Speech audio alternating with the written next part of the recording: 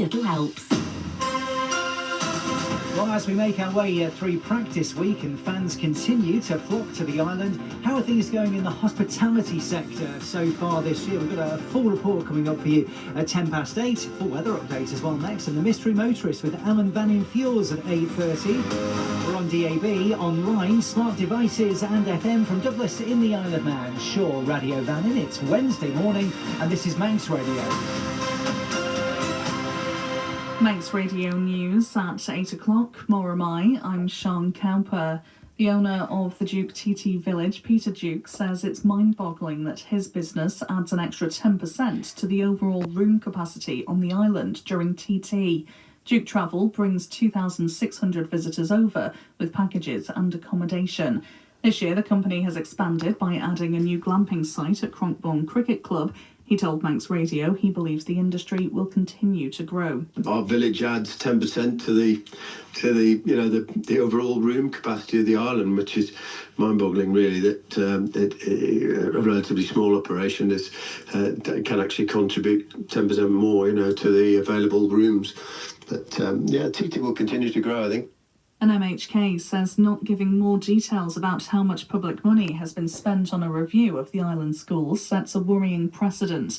Ramsey member Laurie Hooper wanted to know the total cost of the validation undertaken by ETIO, but the president of Tynwald upheld a request from the Education Minister not to answer his written question because it was contrary to the public interest.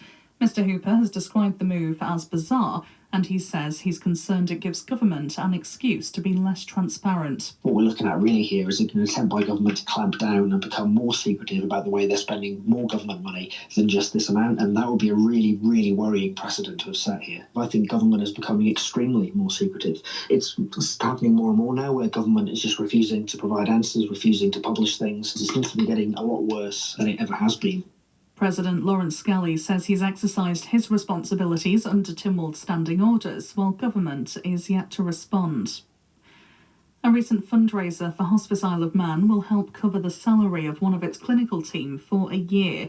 23 people took part in a charity skydive in Cumbria, raising more than £30,000. The funds will go to the organisation's children's hospice, Rebecca House.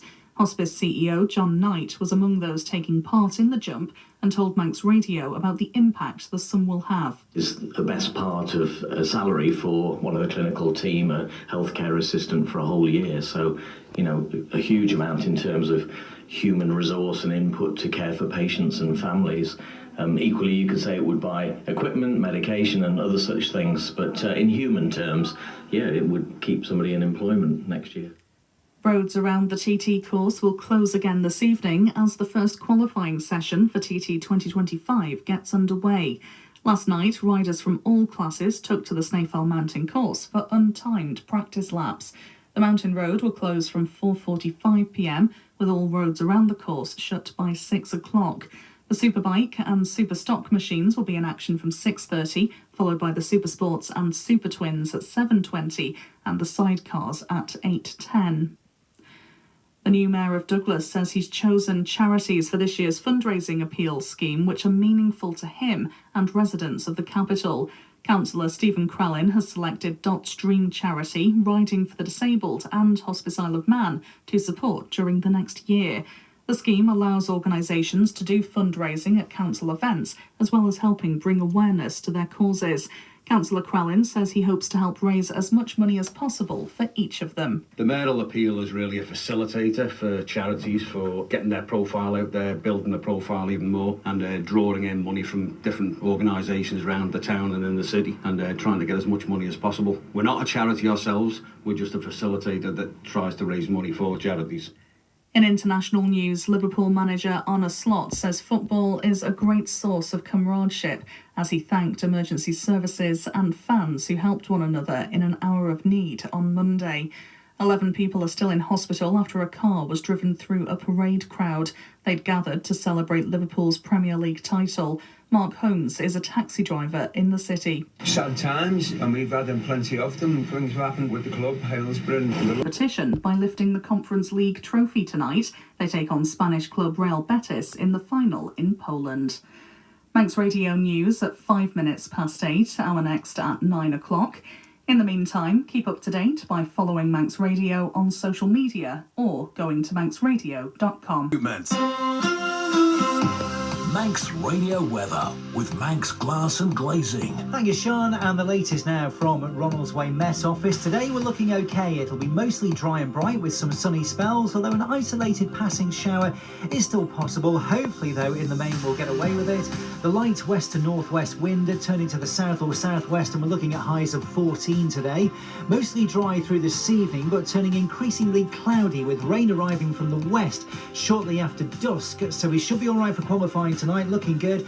This rain, though, when it does come, will turn heavy at times overnight as the south to southwest wind increases fresh to strong, and overnight lows of 11. Tomorrow will be cloudy, dull and damp with outbreaks of rain and drizzle possible at times. Quite windy as well, with a fresh to strong south to southwest wind and best temperatures of 15. But back to sunshine on Friday, when it should be mostly dry with sunny spells. It looks like really over the next few days we can get these windows of good weather, but rain never too far away. In the North Irish Sea, how are we looking? Well, there is a strong wind warning in operation for the next 24 hours. The wind is west or northwest 2 to 3, backing southwest 3 or 4 this morning and south-southwest this afternoon, increasing 5 or 6 early tonight and occasionally touching 7 overnight. The state of sea is slight, becoming mainly moderate later. The weather's mainly fair, then rain tonight. The visibility mostly good, becoming moderate later. Tide times in Douglas, high water coming up just before 1 o'clock. Low tide this evening just before 7:30. The sunrise time earlier was 3 minutes to 5 and sunset later. And Moramai, a very good Wednesday morning to you. It's the 28th of May. Manx Radio Breakfast, brought to you by Tracy Bell. Greetings, loved ones. Let's take a journey